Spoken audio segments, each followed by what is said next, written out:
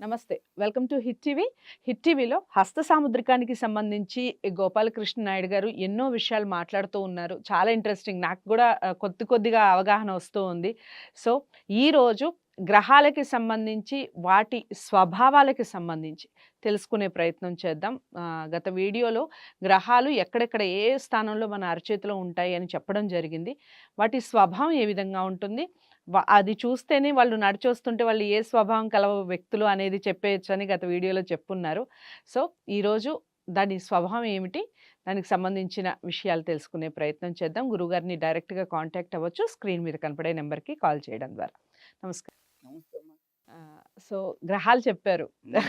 నేను కూడా చూసుకున్నాను. హ్మ్. సో, పర్వాలేదు. మీరు చెప్పిన దాన్ని బట్టయితే పర్వాలేదనిపిస్తుంది. So, okay. నా గురించి కాసేపు పక్కన పెడితే స్వభావాలు చెప్పండి. ఈ గ్రహాలు ఉన్నవాళ్ళు ఈ స్వభావాలు కలిగి ఉంటారు అని చెప్పారు కదా! ఏ స్వభావాలు కలిగి ఉంటారు? ఓకే.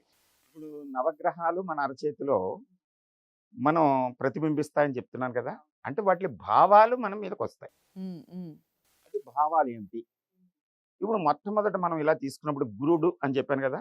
అంటే ప్రతీదీ 3 స్థితుల్లో ఉంటది. ప్రతి గ్రహం. బాగా ఉన్నతంగా ఉంటే ఆ గ్రహ లక్షణాలు బాగున్నట్టు.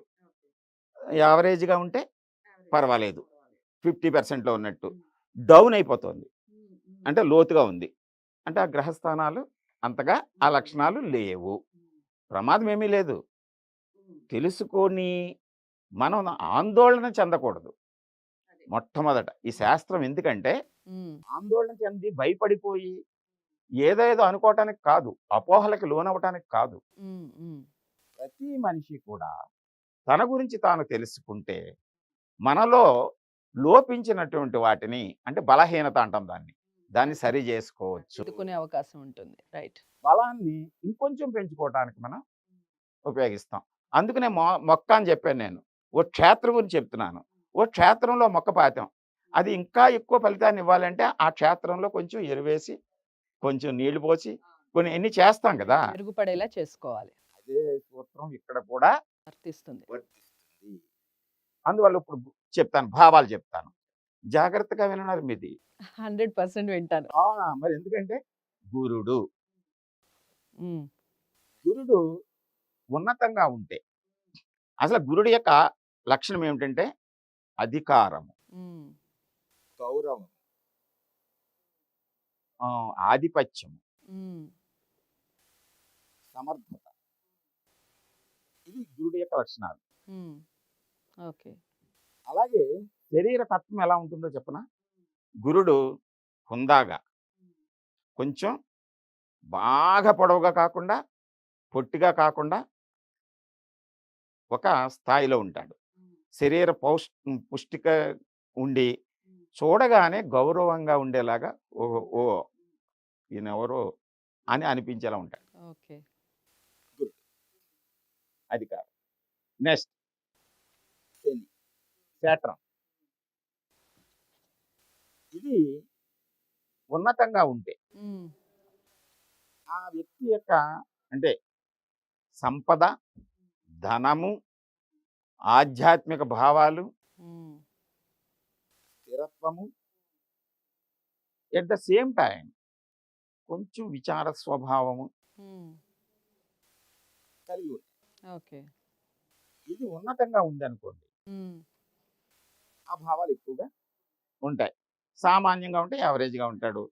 డౌన్ అయిపోయిందనుకోండి వాటి మీద అంత పట్టు ఉండదు. వ్యక్తి లక్షణం కూడా వీళ్ళు రంగు తక్కువగా ఉంటారు. ఓకే. పొడవుగా ఉంటారు. దృఢంగా ఉంటారు. ఆ! మనిషిని చూసేసరికి కంఠం ఇలాగా పొడవు ఎప్పుడైతే ఉన్నాడో కంఠం కూడా ఇలాగా కంఠ కాయ కనబడి పొడవుగా ఉన్నట్టు, ముక్కు పొడవుగా ఉండి కనబడతారు. ఓకే. అంటే మేము నేర్చుకునేటప్పుడు ఓలే ఓ మనిషి వస్తున్నాడనుకో వీడు శని జాతకులురా, శని జాతకులు. గురు జాతకులురా. గురు జాతకులైనా సరే గౌరవం. గౌరవం ఉంటుంది. ఓకే. ఓకే. అంటే అలాగని చెప్పేసి మనం తక్కువ చేయడం కాదు. కాదు. వాళ్ళని తెలుసుకోవడం. వాళ్ళ స్వభావం తెలుసుకోవడం. తెలిసిపోతుంది. తెలుసుకుంటే దాన్ని బట్టి మనం కొంచెం జాగ్రత్తలు తీసుకోవచ్చు. మూడవది రవి. రవివేలు అంటాం దీన్ని రవి. హ్మ్. రవి ఆకర్షణ, రాజకీయం, కళ, ఆధిపత్యం, కొంచెం ఉద్రేకం ఇవన్నీ కలిగి ఉంటారు. రవి అందగాడు కూడాను. హ్మ్. అంటే చూసేసరికి మంచి అందంగా ఉన్నాడు అనుకుంటాం. ఆకర్షణగా ఉన్నాడు అనుకుంటాం. హ్మ్. కళల్లో ఏదో ఒక ప్రవేశం ఉండొచ్చు. హ్మ్. అది రవి యొక్క స్వభావం. రవి ఉన్నటువంటి వాళ్ళు వీళ్ళు కూడా ఉన్నతంగా అంటే హైట్ ఉంటారు. మంచి రంగుండ చూడగానే అబ్బా! బాగున్నారా అనిపిస్తుంది. ఓకే. నెక్స్ట్ బుధుడు. ఈ బుధ స్థానము బుద్ధి కుశలత, శాస్త్ర సాంకేతిక రంగాల్లో ప్రవేశం, అన్ని విషయాల్లోనూ పట్టుండటం. ఆహ్, ప్రతి సమాజంలో ఉండేటువంటి ప్రతి శాస్త్రాన్ని, ప్రతి దాన్ని అధ్యయనం చేయాలనుకోవటం. ఉపన్యాస ధోరణి. హ్మ్. దాన్ని పబ్లిక్ హాస్యంగా మాట్లాడటం. ఎదుట వాళ్ళని అట్రాక్ట్ చేయటం. ఇవన్నీ కూడా బుధుడి యొక్క లక్షణాలు. వీళ్ళు సామాన్యమైన హైట్ ఉంటారు. ఓకే. కొంచెం అంత లావు కాకుండా, సన్నగా కాకుండా ఉంటారు. మీడియంగా ఉంటారు. ఈ వీళ్ళు రంగులు అన్ని రంగుల్లోనూ ఉండొచ్చు. అంటే తెలుపు, చామన ఛాయి అలా ఉండొచ్చు. ఓకే. మా ఫేస్ రౌండ్‌గా ఉన్నట్టు కనిపిస్తారు. ఓకే. వీళ్ళని చూడగానే కొంచెం తెలివైనోడురా అనిపిస్తుంది. అనిపిస్తారు. ఓకే. అంటే వాళ్ళ ప్రవర్తన. ప్రతీదీ సిస్టమాటిక్‌గా ఉండాలనుకుంటారు. శాస్త్రం అంటే అంతే కదా! సైన్స్. అంటే సమాజంలో ఎక్కువ భాగం వీళ్ళు కనపడతారు. ఓకే. అంతే కదా! అంటే ఈ శాస్త్రాలు, డాక్టర్లు, లాయర్లు, ఇంజినీర్లు, ఈ మా ప్రభుత్వ శాఖల్లో చేసేటువంటి అందరూ కూడా ఎక్కువ బుధుని యొక్క ఉపాధ్యాయులు. ఇలాంటి వాళ్ళందరూ కూడా బుద్ధుడు అవుతారు. నెక్స్ట్ కుజస్థానం. కుజ. ఈ కుజ 1, 2 మొత్తం అంతా కలిసి ఒకప్పుడు మొత్తం కుజస్థానం అనేవాళ్ళం సెంటర్‌ని. అంటే వెస్టర్న్ కంట్రీస్‌లో పామిస్ట్రీ వెస్టర్న్ కంట్రీస్‌లో ఎక్కువగా డెవలప్ చేసినప్పుడు వాళ్ళు 7 ప్లేసెస్‌ని ఐడెంటిఫై చేశారు. 9 కాదు. రాహుకేతువులను మనం ప్రవేశపెట్టాం. అందుకని ఈ ప్లేస్ అంతటికిది మార్స్ అనేవారు. Mars place. మార్స్ ఉన్నటువంటి వాళ్ళు, వాళ్ళు దృఢంగా ఉంటారు. Strong people. Strong people. Military. ఈ సైన్యం. రక్షణ శాఖలో రక్షణ ఉంటారు. శాఖ. డిఫెన్స్. ధైర్య సాహసాలు. దేనికైనా ముందుకి వెళ్తూ ఉంటారు. వెళ్తూ ఉంటారు. అటువంటి రంగాల్లో ఉండేటువంటి మిషనరీ, ట్రాన్స్‌పోర్ట్, హ్మ్. ఎడ్యుకేషన్ చేయడం, యుద్ధ విద్యలు, క్రీడా, ఆటలు వీటిల్లో ఈ అన్నిటిల్లో కూడా కుజుని యొక్క ప్రభావం ఉంటది. ఓకే. ఆ రేసెస్ ఉంటే వాళ్ళు ఆ రంగాల్లోకి వెళ్తారు. హ్మ్. హ్మ్. నెక్స్ట్ చంద్ర. ఈ చంద్రుడు సాఫ్ట్, వాటర్, హ్మ్. చల్లగా, కూల్‌గా ఉంటారు. ప్రశాంతంగా ఉంటారు. సాహిత్యం, హ్మ్. సాహిత్యము, రచన, సాంస్కృతిక అంటే రచనకు సంబంధించినటువంటి ఇతర విషయాలు, ఆహార పదార్థాలు వీళ్ళు కొంచెం పొట్టిగా ఉంటారు. లావుగా ఉంటారు. రంగులో కూడా చాలా తెల్లగా, స్వచ్ఛంగా ఉంటారు. రౌండ్ ఫేస్ అయి ఉంటుంది. వీళ్ళని చూడగానే ఓహ్! చంద్ర జాతకులురా అని అనుకుంటారు. అయితే ఎక్కువ మాట్లాడగలరు. హ్మ్. హ్మ్. పాడగలరు.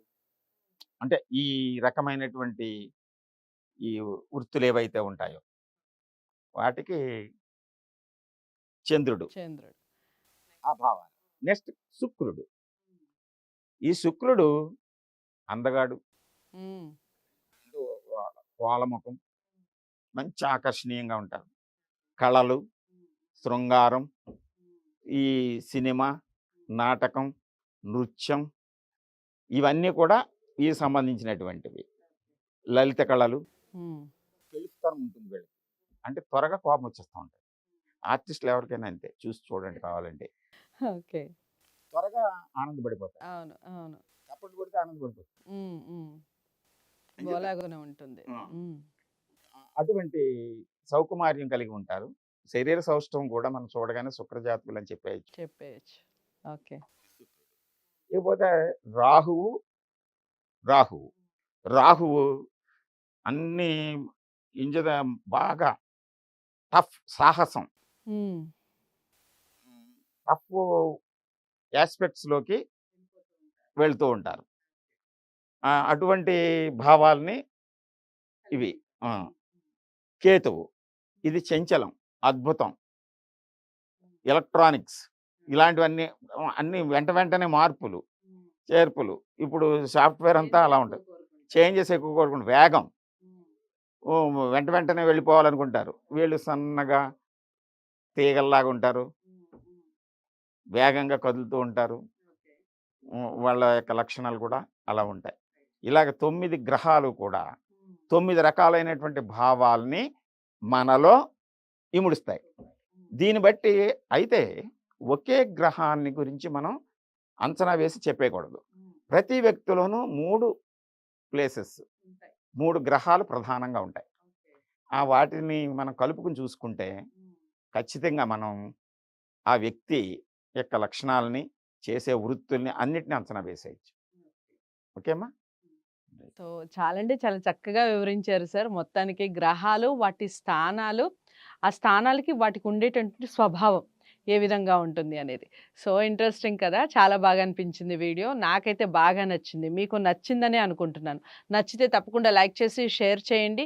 మీ స్వభావం ఎలాంటిదో కూడా ఈ వీడియో చూస్తే చక్కగా తెలుసుకోవచ్చు. ఒకసారి తెలుసుకొని కామెంట్ బాక్స్‌లో తెలియచేయండి మరి. ఈ వీడియో చూసిన తర్వాత మీరు గురువుగారిని డైరెక్ట్‌గా కాంటాక్ట్ అవ్వచ్చు. స్క్రీన్ మీద కనపడే నంబర్‌కి కాల్ చేయడం ద్వారా. ఈ వీడియోని లైక్ చేసి షేర్ చేయండి. హిట్ టీవీని సబ్స్క్రైబ్ చేసుకోండి. మరో మంచి వీడియోతో మళ్ళీ గురువుగారిని కలిసే ప్రయత్నం చేద్దాం. అంతవరకు సెలవు. నమస్తే.